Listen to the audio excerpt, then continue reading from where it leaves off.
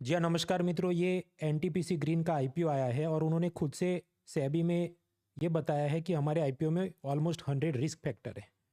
तो फिर बचा क्या, समझते हैं। एक सरकारी कंपनी है एनटीपीसी, जो कोयला जलाकर बिजली बनाती है, थर्मल पावर। इन्होंने अपने नीचे एक सब्सिडियरी कंपनी खोली जिसका नाम है एनटीपीसी ग्रीन, जो ये सोलर विंड टाइप की हरित ऊर्जा ग्रीन एनर्जी बनाएगी। अब ये ग्रीन एनर्जी वाली ये कंपनी को जनता से पैसा चाहिए, तो उन्होंने अपना आईपीओ लॉन्च किया, इनिशियल पब्लिक ऑफर।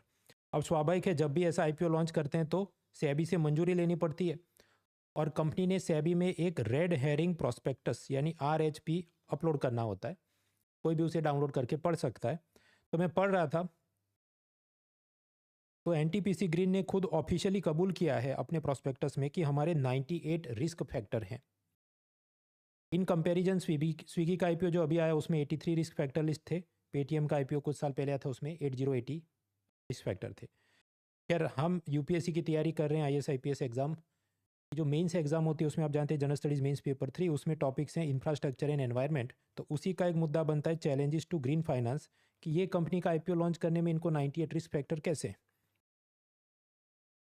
देखिए, सारे 98 फैक्टर्स तो हम पढ़ने नहीं बैठेंगे, जो एग्जाम में काम के हैं, लिखने लायक हैं, निबंध में, इंटरव्यू में, उसकी हम चर्चा करें। ये जो एनटीपीसी ग्रीन कंपनी है उसने कहा कि हमारी खुद की 9,000 एकड़ ज़मीन है जिसमें हमने ये सोलर और विंड पावर प्लांट सब लगाए हैं, और बाकी 45,000 एकड़ ज़मीन हमने लीज पे या रेंट पे या किराए पे किसी से ली होगी, स्टेट गवर्नमेंट से, किसी बड़े किसान से। और ऐसी ये जो इनकी लीज पीरियड है 12 साल 15 साल ऐसा कुछ हो सकता है। अब यहाँ पर उन्होंने अपना रिस्क मेंशन किया कि देखिए, भारत के अंदर ज़मीन के जो कानून है, जो राज्य सरकार उस पर देखती है, वो सब क्लियर नहीं है। कुछ भी डिस्प्यूट हो सकते हैं और उसकी सालों तक कोर्ट में लड़ाई चल सकती है। दूसरा, 12 साल के लिए रेंट पे ज़मीन ली है आपने, अब सामने वाली पार्टी रिन्यू नहीं करे तो 12 साल बाद इन्होंने अपना पूरा सोलर विंड का तामझाम कहीं और शिफ्ट करना पड़े।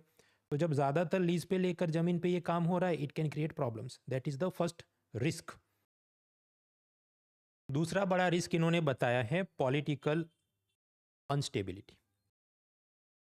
जो ये सोलर विंड एनर्जी बना रहे हैं उसमें 62% सोलर एनर्जी इनका राजस्थान से बन के आता है, और जितनी ये हरित ऊर्जा बेचते हैं उसमें 47% ये तेलंगाना की इलेक्ट्रिसिटी डिस्ट्रीब्यूशन कंपनियों को बेचते हैं। अब ये दोनों ही राज्यों के अंदर इनका मतलब मेजर बिजनेस है, एक तरफ से इनपुट, दूसरी तरफ से आउटपुट। इसमें से किसी में भी अगर रिजीम चेंज हो जाए तो उसकी दिक्कत हो सकती है, और ऐसा पहले भी हुआ है। आप याद करो, रतन टाटा को नैनो कार बनानी थी तो पहले वेस्ट बंगाल के सिंगूर के अंदर वो इसे बनाना चाहते थे, लेकिन तब ममता बनर्जी विपक्ष में थी, उन्होंने सब आंदोलन करवाया। टाटा को वो ज़मीन छोड़ के गुजरात के साणंद में नैनो प्लांट लगाना पड़ा। फिर कई सालों तक कोर्ट में लड़ाई करने के बाद वेस्ट बंगाल सरकार ने, कोर्ट का ऑर्डर आया कि वेस्ट बंगाल सरकार ने टाटा का नुकसान हुआ है उसके 700 करोड़ से ज़्यादा भरपाई करनी होगी।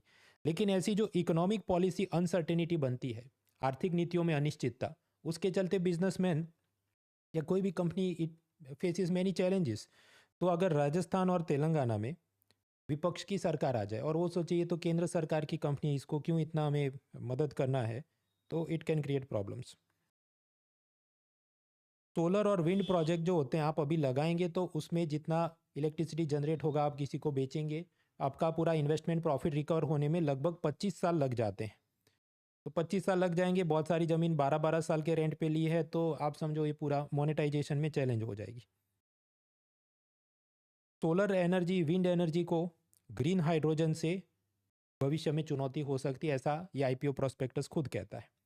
अब यहाँ पर तकलीफ क्या होगी कि ठीक है, तो फिर एनटीपीसी अगर कह रहा है हम ग्रीन है, तो सोलर और विंड पे तो स्टैम्प थोड़ी मारा है, ग्रीन हाइड्रोजन पे भी आप रिसर्च चालू कर दो। लेकिन इनका उस पर रिसर्च पे फोकस थोड़ा कम है। इन्होंने आईपीओ में जनता से जो पैसा उठा रहे हैं, वो उसमें से एक बड़ी रकम तो वो पुराने लोन चुकाने में ही चली जाएगी। Normally what should happen, IPO में आप नया पैसा लेते हैं तो कंपनी ने उन पैसों से नया प्रोडक्ट लॉन्च करे, नए ब्रांच खोले, रिसर्च डेवलपमेंट करे, ये सब काम होने चाहिए। तो green hydrogen can give a lot of challenge. अब भविष्य में आप सोचो कि इलॉन मस्क की इलेक्ट्रिक व्हीकल कार है, तो उसको भी चार्ज करने के लिए सोलर विंड चाहिए। लेकिन भविष्य में अब वो हाइड्रोजन कार लेके आए और फिर वो अमेरिकन सरकार डोनाल्ड ट्रंप वगैरह को कहे कि अभी हाइड्रोजन कार को ज़्यादा प्रमोट करते हैं, ऐसा नैरेटिव बनाते हैं।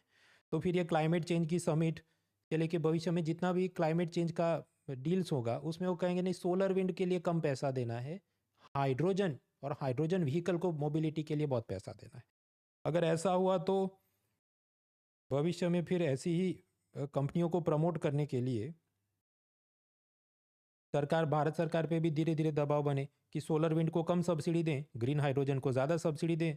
और ये एनटीपीसी वाला तो सब फैला के बैठे, लगभग 90% इनका इलेक्ट्रिसिटी तो इन्हीं से बनता है, सोलर विंड से। So it will create new problems. आगे ये एनटीपीसी ग्रीन संस्था है, उसने कहा कि हमारा ज़्यादातर स्टाफ खुद का भर्ती किया हुआ, रिक्रूट किया हुआ नहीं है। हमारे ऊपर जो पेरेंट कंपनी है ये एनटीपीसी जो कोयला जला के बिजली बनाती है, उन्होंने ही हमें सब एक प्रकार से आउटसोर्सिंग या डेप्यूटेशन में, प्रतिनियुक्ति में ये सारा स्टाफ दिया है। तो भविष्य में ये सब एनटीपीसी ओरिजिनल कंपनी जिसकी ये सब्सिडियरी कंपनी, इनमें ऊपर से नीचे स्टाफ आया है, ये लोग सब हड़ताल पे चले जाए, स्ट्राइक पे चले जाएं कि भाई कोल वाली कंपनी में तो ज़्यादा प्रॉफिट, डिविडेंड और प्रमोशन जल्दी जल्दी आते थे, इधर तो तुम्हारा कुछ हो नहीं रहा है, हमारा कैरियर ख़राब हो रहा है, हमारी सीनियोरिटी से लेके कुछ भी दिक्कतें हो सकती। तो ये भी उसने पाया कि हमारी खुद का स्टाफ नहीं है, ये भी हमारे लिए एक चुनौती है। और इससे बड़ी चुनौती जब हम ग्रीन एनर्जी के बारे में सोचे कि ऐसी जो भी सरकारी संस्थान है या सरकारी कंपनी है, रिक्रूटमेंट में चिंदीगिरी, क्योंकि यहाँ पर specialised man power is required, तो चाहे वो इंजीनियरिंग कॉलेज के कोर्सेज हों, ऊपर MBA HR के जो कोर्सेज हों, और ये ऐसी कंपनियों चलाने के लिए सरकार ने जो रिक्रूटमेंट करनी चाहिए वो सब में ज़्यादा भर्ती करने की ज़रूरत है। कंपनी ने यह भी कहा कि हमारी खुद की अभी ऑफिस या कॉर्पोरेट हेडक्वार्टर नहीं है, हमारा ये जो लोगो है एनटीपीसी ये भी हमारा खुद का नहीं है, ऊपर वालों ने हमको बना के दिया है। तो मतलब कि जो एक हार्डकोर फियर्सनेस होनी चाहिए, स्विगी, पेटीएम या जोमेटो या कोई भी आया कि खुद का हेडक्वार्टर है, खुद का लोगो है, वो तो खुद का होना चाहिए, ये भी ऊपर से बना के दे रहे हैं। और खुद की ऑफिस भी नहीं, मतलब ये एनटीपीसी की ऑफिस में बैठ के अभी काम करते होंगे। तो ये टिपिकल सरकारी कल्चर दिखा रहा है कि हाँ ठीक है कर लेते हैं, कुछ पैसा आ जाए आईपीओ से। तो ऐसे तो कंपनियां चल नहीं सकती, लॉन्ग टर्म के लिए सस्टेनेबल हो नहीं सकती। और सरकार ये तो धक्का मार मार के चलती भी रहेगी टैक्स पेयर के पैसों से, लेकिन प्रॉफिटेबल नहीं हो सकती। खैर ऐसे सब रिस्क बिजनेस में तो होते रहते हैं, लेकिन आपने यूपीएससी की तैयारी में अपने रिस्क को कम करना है। अच्छे टीचर्स के साथ आप पढ़िए, live classes, prelim, main, CSAT, answer writing, सब कुछ। और ये अनअकैडमी का यूपीएससी एग्ज़ाम के लिए अपना सब्सक्रिप्शन mrunal.org आप कोड यूज़ करते हैं, you can get it at an affordable price. और ये अनअकैडमी ऐसी चीज़ है कि नेटफ्लिक्स जैसा है, एक ही सब्सक्रिप्शन में सब कुछ अनलॉक हो जाता है, हिंदी, इंग्लिश, बायलिंगुअल, सारे कोर्सेज, सारे subject, everything unlocked. Link is in the description. बाकी एक QR कोड स्कैन करके भी आप यूटिलाइज कर सकते हैं। Let's crack it.